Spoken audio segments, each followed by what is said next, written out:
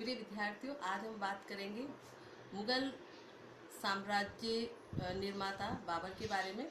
बाबर मध्य Asia का एक प्रमुख शासक माना गया है और आधुनिक और समकालीन इतिहासकारों का मानना है कि बाबर अपने युग का एशिया का एक महान शासक था जिसने कि अपना एक विशाल साम्राज्य स्थापित किया। अपनी प्रारंभिक कठिनाइयों के बावजूद उसने हार नहीं मानी और संघर्षरत रहा और 1526 ईस्वी में उसने लोधी वंश के शासक इब्राहिम लोधी को पानीपत के पहले युद्ध में हराया और वह दिल्ली का शासक बना।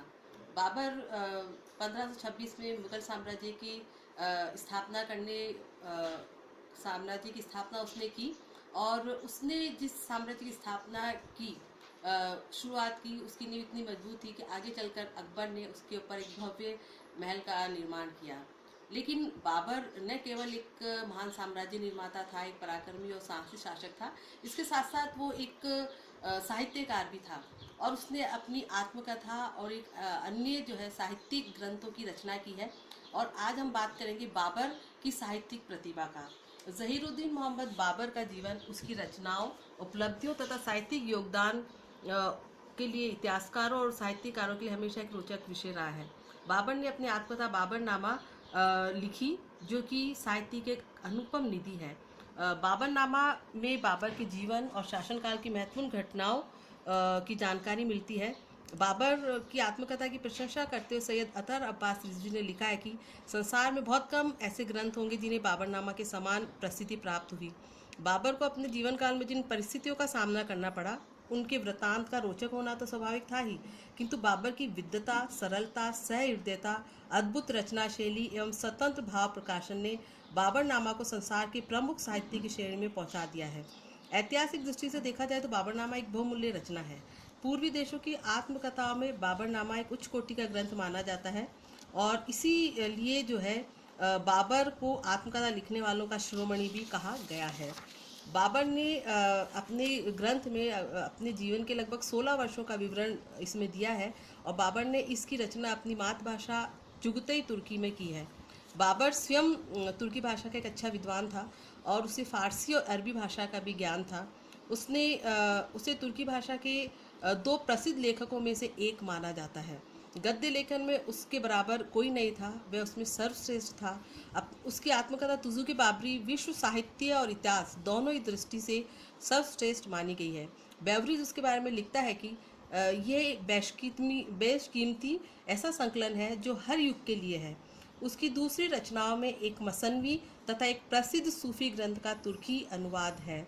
वह अपने समकालीन साहित्यकारों के संपर्क में भी था और बाबर को अपने जो रुचियां थी, ज्ञान और सहज ज्ञान, मनुष्य और परिस्थितियों और प्रकृति के बारे में था, उस सभी का वर्णन उसने अपनी आत्मकथा में किया है और वह सभी कुछ इतना सत्य, स्पष्ट और बुद्धिमत्तापूर्ण और रोचक है कि तुजुक बाबरी संसार की श्रेष्ठतम आत्मकथाओं में स्थान रखती है।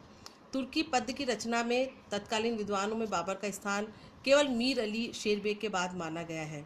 पद्य की रचनाओं में उसने जो लिखा है वो एक संकलन दीवान था जो तुर्की पद्य में श्रेष्ठ स्थान रखता है। उसने पद्य में एक नई शैली मुबैयान लिखा जो मुस्लिम कानून की पुस्तक है। उसने एक पुस्तक रिसाला वालिदिया का तुर्की पद्य में अनुवाद भी किया। उसने न्याय पर भी एक पुस्तक लिखी थी जिसे सभी ने श्रेष्ठ स्वीकार किया था। बाबर की जो रचनाएं हैं उसकी खास बात यह कि बाबरनामा ने अपने ग्रंथ में सत्य का निरूपण किया है। यहाँ तक कि उसने अपने दोषों, भूलों, अभावों, असफलताओं, दुर्बलताओं का स्पष्ट एवं सत्य विवरण प्रस्तुत करने का प्रयास किया है। बाबरनामा के अध्ययन से बाबर के चरित्र पर पर्याप्त प्रकाश पड़ता है। उसने अपनी भूलों और दोषों को निसंकोच स्वीकार किया है। विषम परिस्थितियों एवं घोर कष्टों को उसने धैर्य और दृढ़ता के साथ सहन किया। बाबर के अनुसार मुझे राज्य पर अधिकार करने तथा बादशाह बनने की इच्छा थी, इसलिए मैं एक या दो बार की असफलता से निराश होकर बैठा नहीं रह सकता था।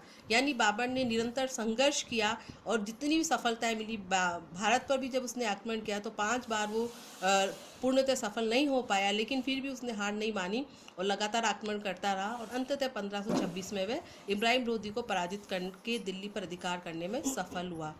बाबरनामा जो है वो अपने समकालीन अमीरों और अन्य महत्वपूर्ण व्यक्तियों के बारे में भी जानकारी देता है बाबरनामा में अनेक कवियों व साहित्यकारों के बारे में जानकारी प्रस्तुत की गई है और उनकी रचनाओं की समालोचना भी इसमें प्रस्तुत है। साथ ही साथ बाबरनामा में प्राकृतिक दृश्यों, घास के मैदानों, पर्वतों, प्राकृतिक सौंदर्य और उसकी रमणीयता को बहुत ही सूक्ष्म दृष्टि से दिखाया गया है और बहुत ही सुंदर शब्दों में उसकी अभिव्यक्ति की गई है। इस प्रकार में मान सकते हैं कि बाबर एक मध्य एशिया का एक महान शासक तो था, एक महान साम्राज्य निर्माता होने के साथ साथ एक महान साहित्यकार भी था। धन्यवाद।